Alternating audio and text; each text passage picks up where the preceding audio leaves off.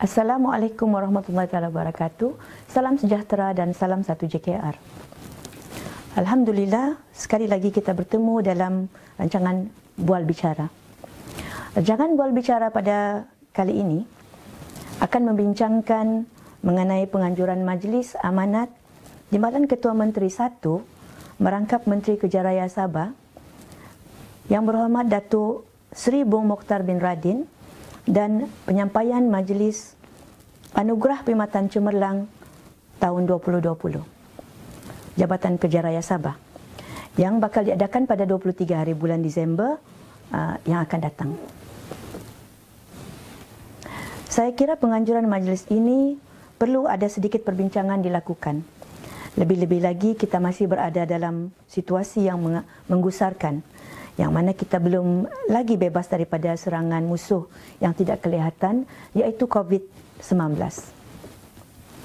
Dalam bual bicara pada kali ini, antara beberapa perkara yang akan disentuh adalah berkenaan penganjuran majlis itu sendiri, seperti objektif, tarikh, tempat dan ahli-ahli jemputan serta amanat yang berhormat Timbalan Ketua Menteri itu sendiri, sekaligus mengenai penyampaian APC 2019 itu sendiri.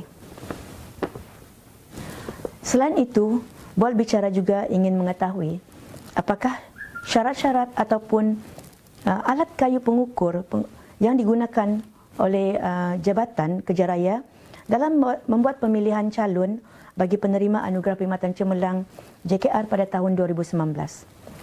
Begitu juga bual bicara ini ingin membincangkan bagaimana majlis dan penerima APC itu sendiri boleh memberikan impak sebagai wadah inspirasi, motivasi serta contoh tauladan kepada warga JKR yang lain.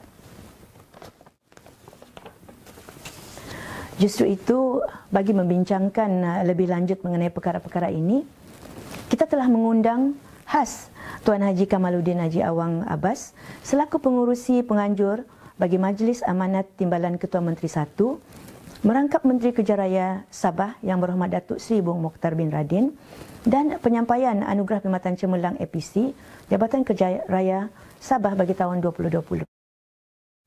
Tanpa membuang masa, kita bersama dengan Tuan Haji. Tuan Pengurusi, boleh nyatakan latar belakang penganjuran majlis ini tentang objektif, tarikh dan tempat penganjuran diadakan? Ya, majlis pada tahun ini agak istimewa kerana dia menggabungkan dua majlis penting. Satu ialah Majlis Amanat Yang Berhormat Menteri Kejaraya merangkap Timbalan Ketua Menteri 1, dan kedua adalah Majlis Anugerah Perkhidmatan Cemerlang bagi kaki tangan yang berprestasi tinggi tahun 2019. Objektif majlis ini adalah untuk mendengar amanat khas dan hala tuju Yang Berhormat Menteri Kejaraya berhubung dengan pembangunan negeri Sabah, khususnya pembangunan infrastruktur. Dan objektif kedua adalah untuk meraihkan penerima anugerah perkhidmatan cemerlang bagi kaki tangan yang berprestasi tinggi pada tahun 2019. Majlis ini akan diadakan pada 23 Disember 2020 dan kita akan menganjurkan majlis ini di Dewan Kementerian Kejaraya Sabah di Kota Kinabalu. Dan majlis ini merupakan majlis penyampaian amanat Yang Berhormat Menteri Kejaraya Sabah dan penyampaian APC JKR 2019. Berapa ramaikah dijangka hadir ke majlis ini dan siapakah antara tetamu diundang khas pada majlis ini? Majlis pada kali ini akan dihadiri oleh keseluruhan kaki tangan jabatan melalui dua kaedah kehadiran. Pertama, kehadiran secara fizikal, di mana kita menghadkan kehadiran kepada 200 orang. Walau bagaimanapun, bilangan kehadiran sebenar akan tertakluk kepada peraturan Majlis Keselamatan Negara, Kementerian Kesihatan Malaysia dan juga Kerajaan Negeri Sabah yang berkuat kuasa dari semasa ke semasa.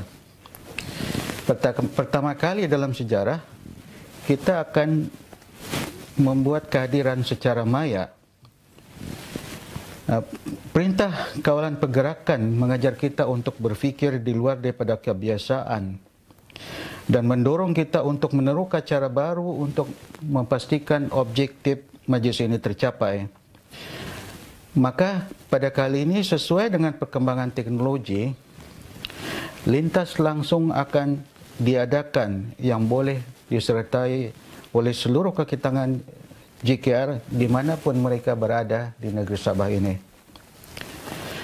Tetamu undangan khas kita pada kali ini adalah Yang Berhormat Menteri Kerja Raya selaku tetamu kehormat, yang juga akan ikut dihadiri oleh Yang Berhormat Pembantu Menteri, Yang Berhormat Datuk Seri Setiausaha Kerajaan Negeri, Yang Berbahagia Datuk Ketua Pengarah Perkhidmatan Awam Negeri Sabah, Yang Berbahagia Setiausaha Tetap Kementerian Kerja Raya, Ketua-ketua jabatan di bawah Kementerian Kerja Raya, dan juga para penerima anugerah APC bagi tahun 2019. Selain amanat menteri dan penyampaian APC, apakah ada acara lain yang turut diadakan pada majlis ini? Mungkin acara istimewa pada tahun ini. Bolehkah Tuan Haji berkongsi? Ya, ada beberapa pengisian telah dirancang pada majlis tahun ini.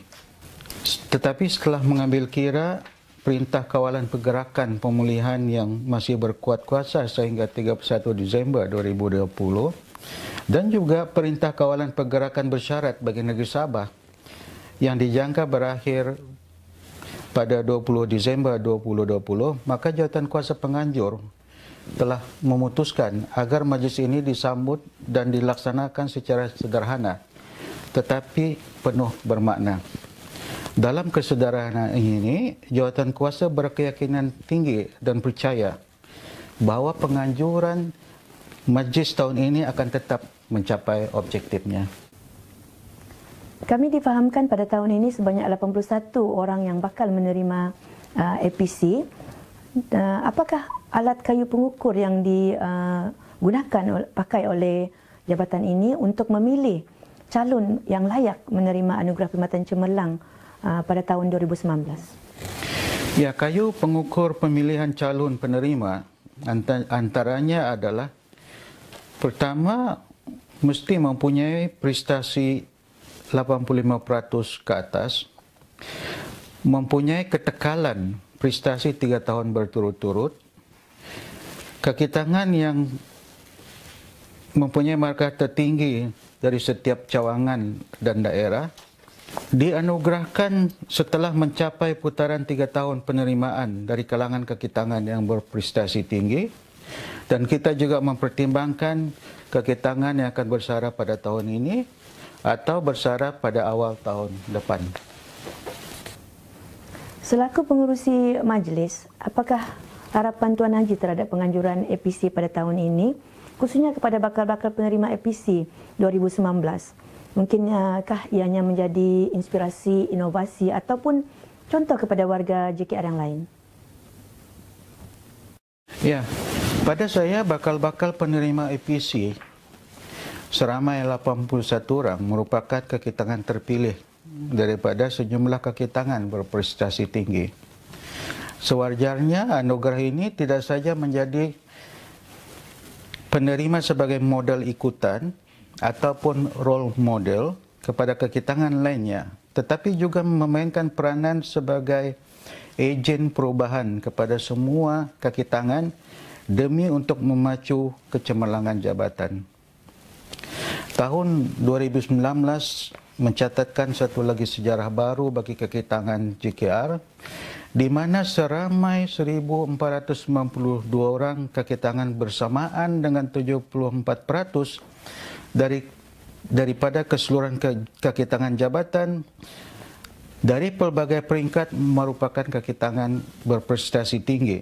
Dan dari sejumlah ini, walaupun hanya 4% saja yang menerima penganugerahan secara nyata, tangible reward, maka saya selaku pengurusi jawatan kuasa penganjur berhasrat untuk mengusulkan kepada pengarah Kerja Raya supaya diwujudkan penganugerahan secara tidak nyata atau juga disebut intangible reward melalui pembangunan budaya pengiktirapan supaya budaya organisasi, persekitaran kerja dan moral kaki tangan akan terus berkembang demi meningkatkan perkhidmatan untuk kesejahteraan rakyat. Demikianlah bual bicara bersama Tuan Haji Kamaluddin Haji Awang Abbas, Timbalan Pengarah Sektor Teknikal Jabatan Kerja Raya, selaku pengurusi penganjur Majlis Amanat Timbalan Ketua Menteri 1, merangkap Menteri Kerja Raya Sabah Yang Berhormat Datuk Seri Bong Mokhtar bin Radin dan penyampaian Anugerah Perkhidmatan Cemerlang APC Jabatan Kerja Raya Sabah 2020.